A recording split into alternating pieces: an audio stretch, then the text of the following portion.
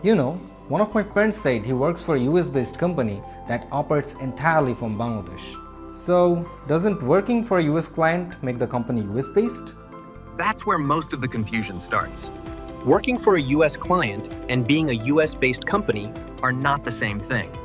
A truly US-based company is one that's headquartered in the US, has employees there, pays taxes there year after year, and has a long-standing presence. For example, think of Chevron or Coca-Cola. They're genuinely US-based companies, even if they have branches in other countries. Their headquarters and core operations are in the US. Similarly, Micronetbd is actually registered in the US, headquartered in New Jersey, and we have a global presence. We're a single legal entity with the same standards everywhere. Got it. So a real US-based company is the one that's genuinely rooted in the US, not just working for a US client.